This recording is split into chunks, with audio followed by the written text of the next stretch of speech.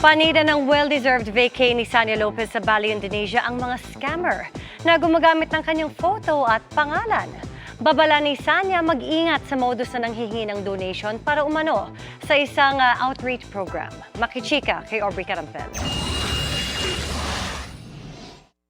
Kahit saan ka naroon, sa bayan man o nayon.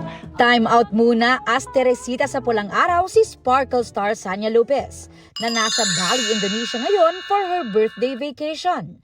Time to recharge and relax si Sanya na nagpost ng picture sa Instagram in a nude cutout swimsuit. Pero habang nagbabakasyon, nakarating daw kay Sanya na may gumagamit ng kanyang pangalan para makapanloko. Kaya babala niya. Sa lahat po ng mga chinat ng scammer, hindi po ako yon. Okay, malinaw, hindi po ako yon. Huwag po kayo magbigay agad-agad ng tulong. My goodness.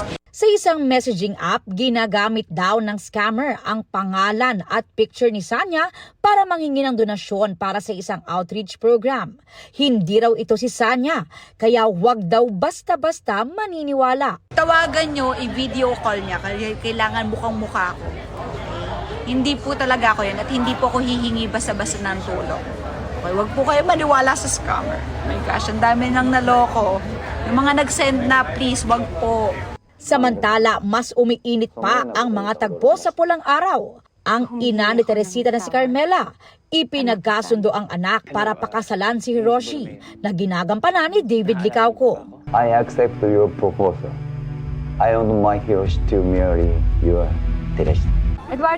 Dahil dito, magiging it's complicated na ang relasyon ng magkakaibigan. Dahil si Teresita at Eduardo na karakter ni Asia's multimedia star Alden Richards ay nagkakamabutihan na. Talagang nangasar pa itong si Pangit, oh. Ikaw nga si Hiroshi. Habang si Adelina at Hiroshi na ginagampanan ng Barda ay nagkakagustuhan na rin. Adelina, it is an absolute pleasure meeting you again.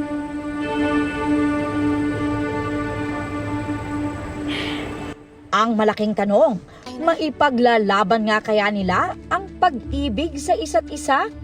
Yan ang mga dapat abangan sa pulang araw pagkatapos ng 24 oras. Aubrey Carampel, updated showbiz happenings.